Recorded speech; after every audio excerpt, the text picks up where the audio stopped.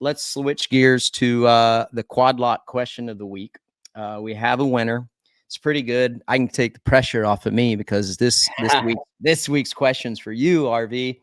And the winner of the quad lock question of the week is JWD underscore 300. Congratulations, JW3 underscore 300. Appreciate your love and support and being a fan of Title 24 with RV and I. JWD underscore 300. Questions for Ryan. In your prime 250 days, do you think you could have beat Deegan? Well, 100%. I'm going to take Deegan's stance on it. 100% I could have beat him. I'd wax him all up and down the floor. No, that's a tough one. Like I think that in my prime, I'm 37 now. Hayden's 18, 19.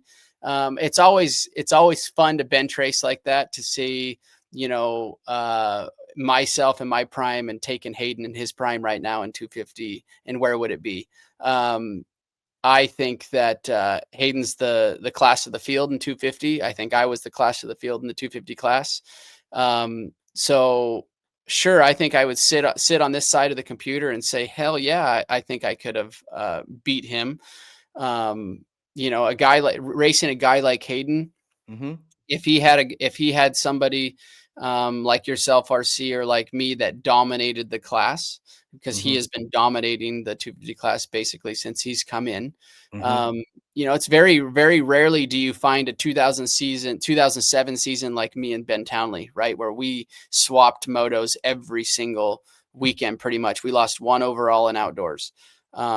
More often than not, you find what you find here where it's just one of those cream of the crops like that.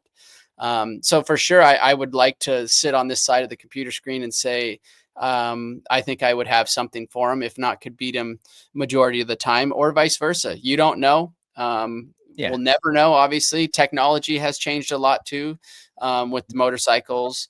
Bikes are better, faster, they handle better. So things like that. But yeah, I think to answer your question, JWD underscore 300, I'd love to think that I could run with Haiden. And I think I could have. Yeah. Good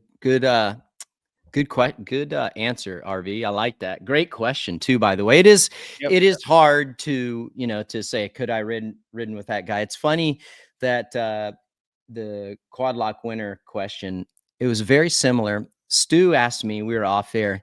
He's like, do you think you could have, you think you could have ran and beat Jet while you were racing? And I'm like, dude, I mean, from the mental side of things, I think that I could have, but I don't know. Like, I think he's pretty mentally astute, and that, that's one reason why he's so good, but just the bike skill, and he has way more bike skill than I ever had or dreamed of had, RV. So I don't know if that would be the kicker for him of why I couldn't beat him. But it's just hard, it's hard to tell. From a bike skill perspective, there's no shot I could beat him.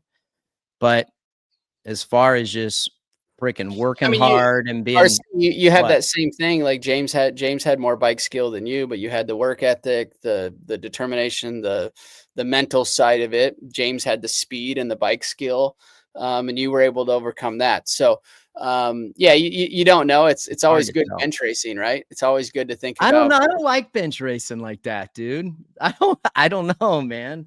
I don't know why. It's just like, it's hard to the hypothetical. It's just tough. It's different times. I mean, that too. I think what's gnarly, what's fun, we were talking about this. I think when you get to that level, we talked about this at the mashup thing that we did for the fans this past Friday. And I wish you were up there. You would have loved it. Like, and RV, do you feel like when you get to a level where like Jet and Deegan are, and like where you were and Townley was, or you and Stu, or you and Reed, like when you get to that elite level, do you think that most of the riders have the tangibles, but then at the end of the day, it's between the ears? Do you think that's basically the multiplier and what makes you come out on top versus the other great competitors?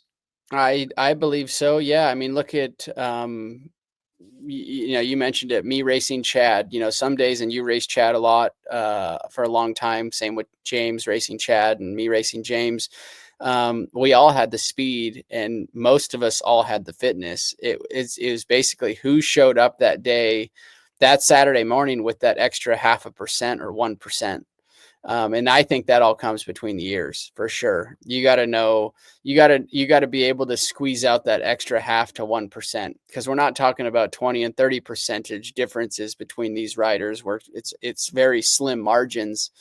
And it's who shows up Saturday morning and has that 0.5 or 1% that's a little bit better than the next, because they're all capable of doing it.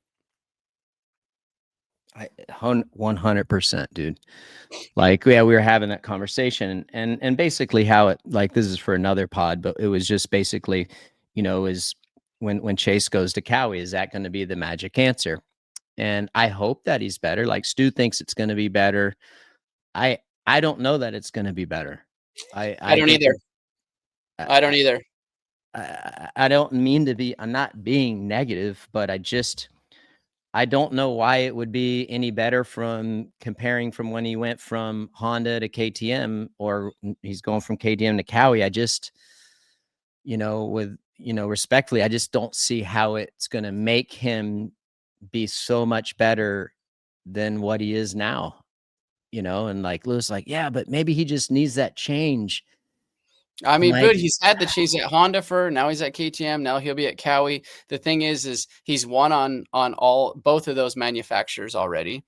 Championships on both of those manufacturers, but still has those mistakes. So for me, if I'm a betting man, those mistakes are going to follow him to the next team until he figures it out between the years upstairs.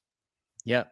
I agree with you. It's just like, it's tough. It sucks, but like, and I hate to say that.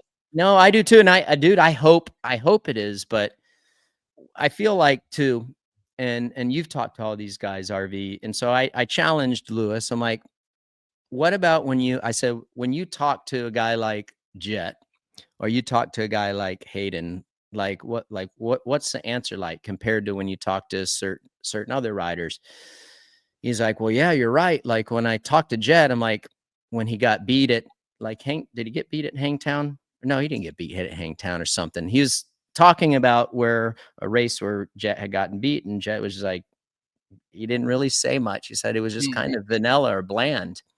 Whereas, and Deegan's the same way, but then when you talk to other riders, it's a litany of stuff. I feel like I've done a moto after listening to them. Do you ever get that sense? I just think it's easier. Like, those guys don't think much, they know a lot. I can tell you that I didn't think much.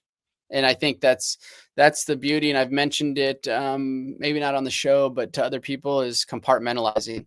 Very, very high, very high level athletes can compartmentalize very well.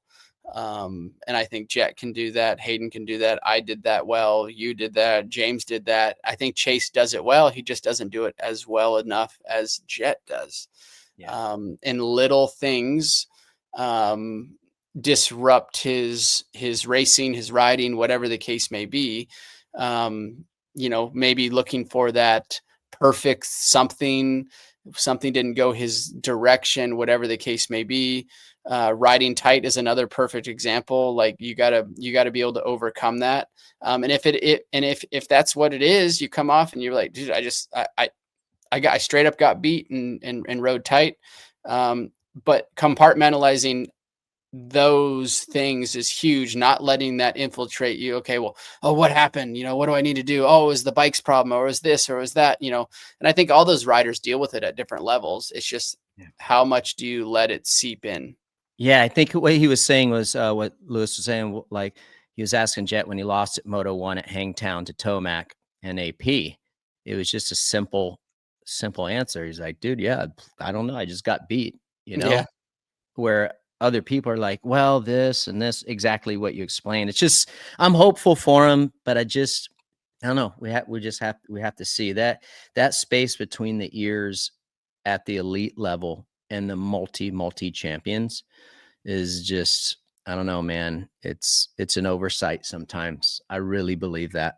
And I don't know. We'll see what happens. Hi, folks. Lee Diffie from NBC Sports. If you enjoyed what you just watched, well, it's time to bring the action and subscribe to the Motorsports on NBC YouTube channel. You can have it all: news, highlights, interviews, and analysis. So go for it.